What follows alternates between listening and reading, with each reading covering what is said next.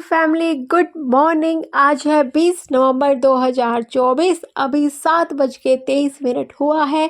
Kitchen में बन रहा है ब्रेकफास्ट। ब्रेकफास्ट में क्या है? ब्रेकफास्ट में है फ्रेंच फ्राइज़ और हस्बैंड यहाँ पे कर रहे हैं आर्ट एंड क्राफ्ट का काम। वो बिज़ी हैं, सुबह से बेटे को आर्ट एंड क्राफ्ट सिखा रहे हैं।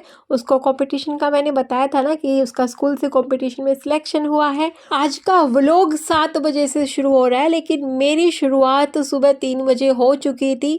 3 बजे उठने के बाद पढ़ाई का एक स्लॉट देने के बाद फिर मैं लाइव भी आई थी 4 से 6। आप सबको पता है जो लाइव में आते हैं कि 4 से 6 डेली लाइव आता है। किसी ने पूछा था कि डॉक्टर ने बोला है कि 6 से 8 घंटे सोना चाहिए और आप सुबह इतनी सर्दी में 3 बजे कैसे उठ जाते हो? तो यार डियर, आंधी हो, तूफान हो, सर्दी हो, कुछ भी हो, मुझे फ़र्क नहीं पड़ता। इनफैक्ट जो भी इंसान जिसको आदत लग जाए ना सुबह जल्दी उठने की, उसको कोई फ़र्क नहीं पड़ता। चाहे मौसम कैसा भी हो, एक बार उठने की आदत हो गई तो बस हो गई।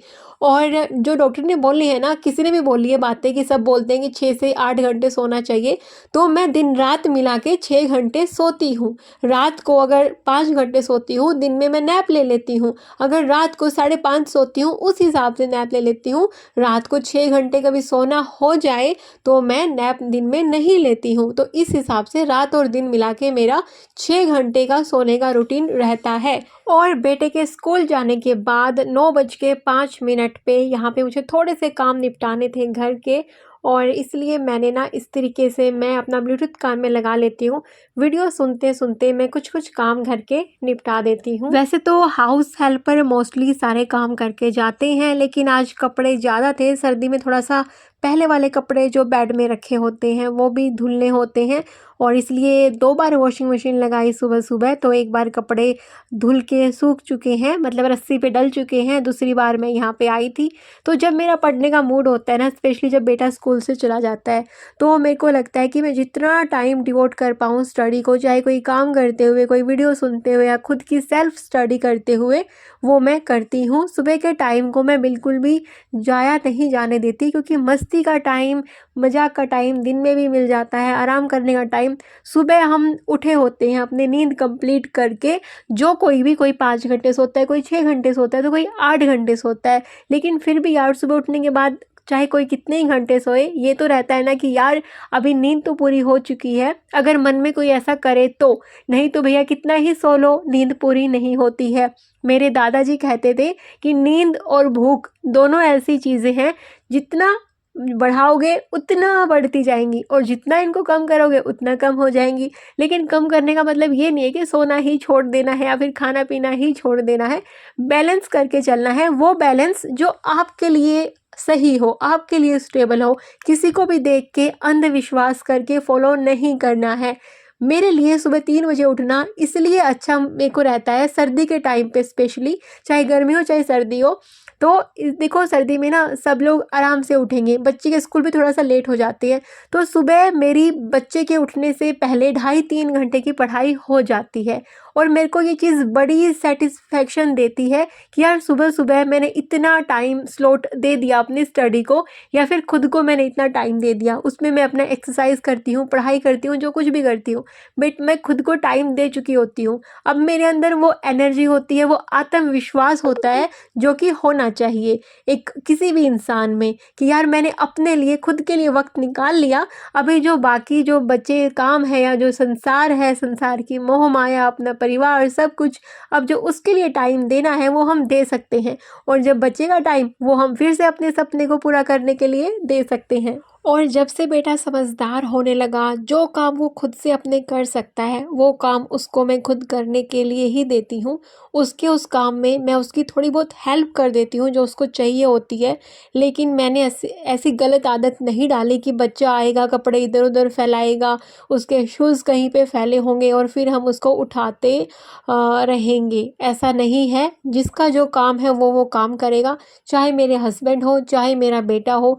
घर में हर किसी के लिए ये रूल मैंने बनाया है, और इस रूल को हर कोई फॉलो करता है प्रोवाइडेड हेल्थ ठीक हो। हाँ, किसी की हेल्थ ठीक नहीं है तो मैं हेल्प ज़रूर करती हूँ, उसका वो पूरा काम भी कर देती हूँ, लेकिन जब तक हेल्थ ठीक है वो काम मैं नहीं करती हूँ। ये एक इंडिपेंडेंसी है जो हमें अपने बच्चे को देनी चाहिए, नहीं तो फिर आगे चल के उसको भी दिक्कत आती है और उसकी लाइफ पार्टनर को भी बहुत दिक्कत आती है। स्कूल से आने के बाद बेटे से मैं 5-10 मिनट बातें करती हूँ स्कूल की, फिर वो ड्रेस चेंज करता है, उसके बाद वो जो भी मेरी हेल्प कर सकता है या खुद के काम जो कर सकता है वो करता है। लाइक मैं जैसे अभी खाने की तैयारी करती हूँ, लंच की तैयारी करती हूँ, तब तक वो वहाँ पे अरेंज कर देता है जहाँ पे हम बैठ के खाना खाते हैं उस एरिया को। आजकल हम धूप में बैठ के खाना खाते हैं, इसलिए वहाँ पे मैट लगाना, वहाँ पे टेबल रख लेना, तो ये सारे काम वो कर देता है। और लंच करने के बाद कई बारी हम नैप लेते हैं। आज उसका नैप लेने का मूड अभी नहीं था, उसको थकावट नहीं थी, तो फिर हम गेम खेलने यहाँ पे लग गए।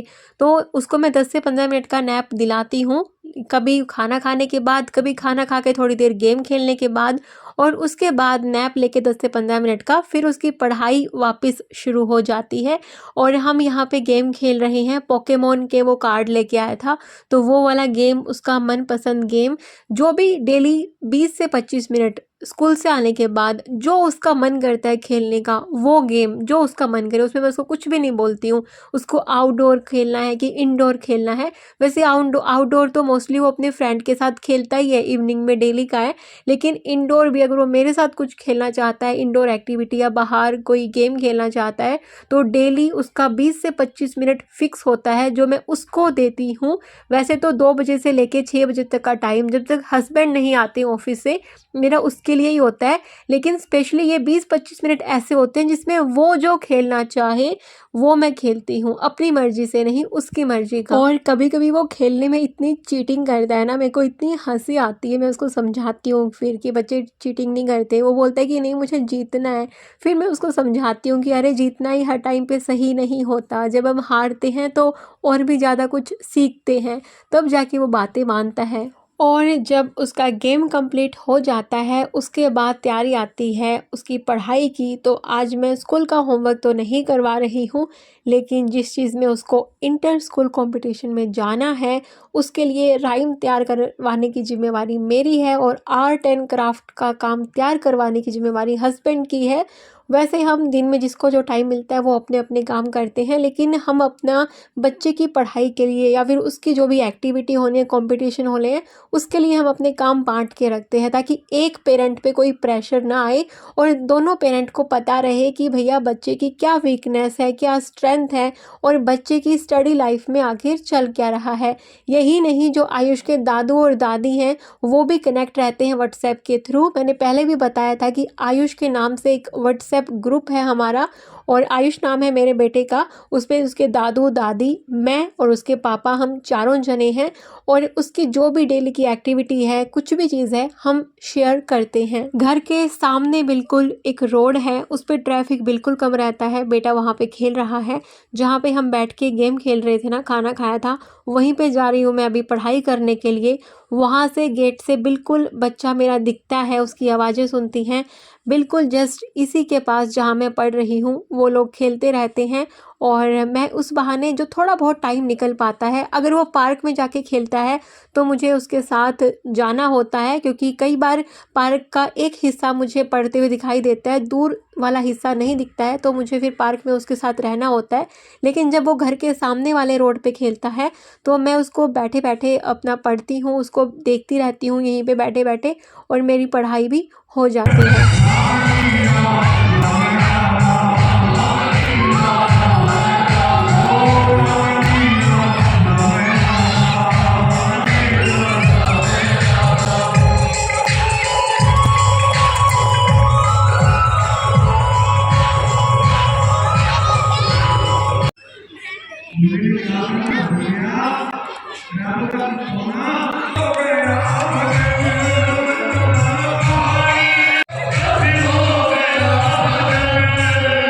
और लगभग 6 बजे हस्बैंड ऑफिस से आ जाते हैं। किसी ने पूछा था कि दीदी आपके हस्बैंड का पूरे दिन का रूटीन शेयर करिए, हमें अपने हस्बैंड को दिखाना है कि आपके हस्बैंड कैसे आपकी हेल्प करते हैं जब आप पढ़ाई करते हो।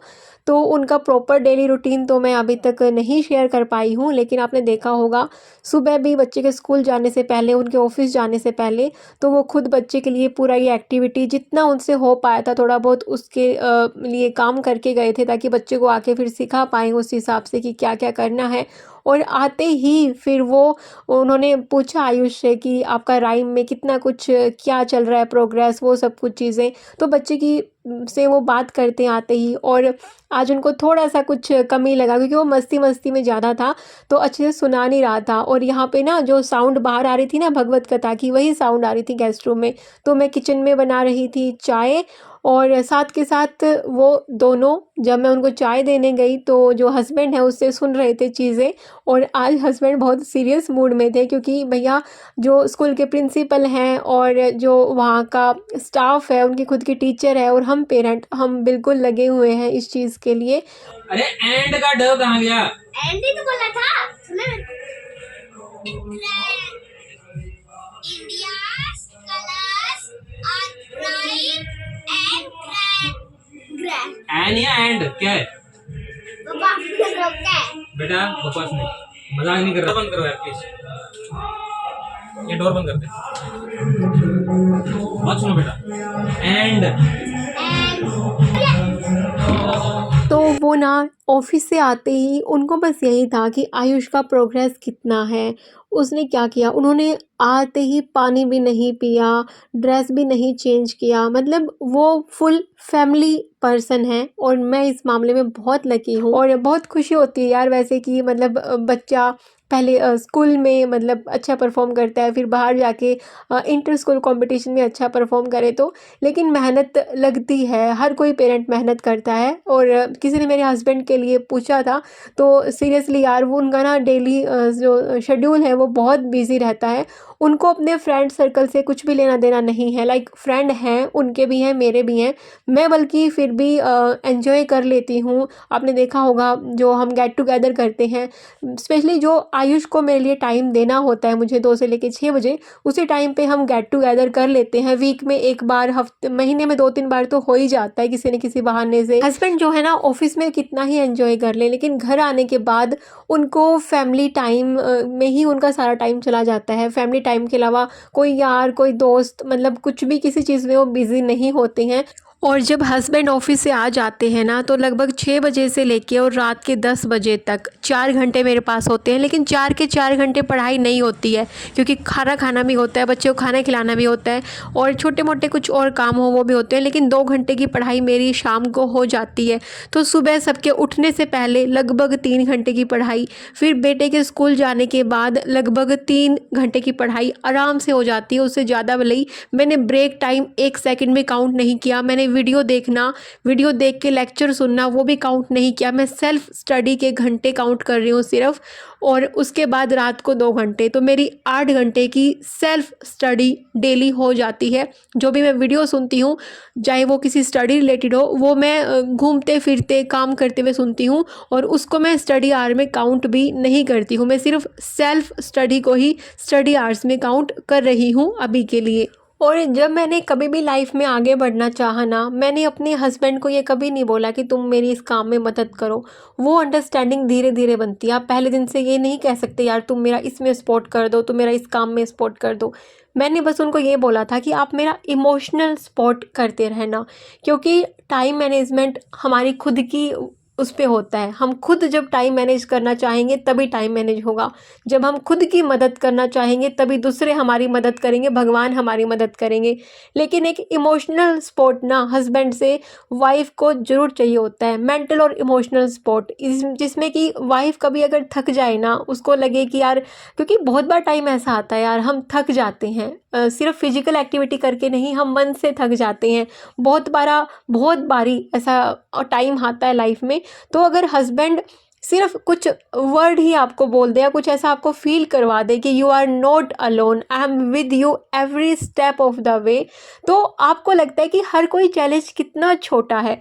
तो जो एक ट्रू पार्टनर होता है, लाइफ पार्टनर, वो आपको एनकरेज करता है, वो आपको आपके साथ रिस्पॉन्सिबिलिटी तो शेयर करता ही है, वो बिना कहे उसको दिखता है भैया कि दूसरे वाला भी इंसान ही है, और उसको खुद से नहीं दिखे, उसने कभी वो काम ना किए हो, तो आप ऐसा ना सोचें कि यार अरे ये तो मेरी हेल्प ही नहीं कर रहे हैं। भैया आप थोड़ा सा वो बॉन्ड बनाइए, आप वो पहले दिन से वो बॉन्ड इतना स्ट्रॉन्ग नहीं होता हस्बैंड वाइफ का, वो बॉन्ड बनाना पड़ता है। तो आप अपनी तरफ से अपनी मेहनत करिए, तो ताकि दूसरे वाला बंदा आपकी मेहनत देख के खुद समझ जाए कि अरे यार इस लड़की को ज़रूर सपोर्ट करना चाहिए यार, ये खुद कितना मेहनत करती है। तो ये मेरे केस में यही था, जब मेरे हस्बैंड को दिखने लगा कि यार ये सच्ची में ये लड़की खुद के लिए कितना कुछ कर रही है, मतलब कितना मेहनत करती है, और ये हर चीज़ में, मतलब चाहे रिश्ता निभाना हो, किसी भी चीज़ में हो, तो मैंने बहुत एफर्ट्स डाले हैं यार।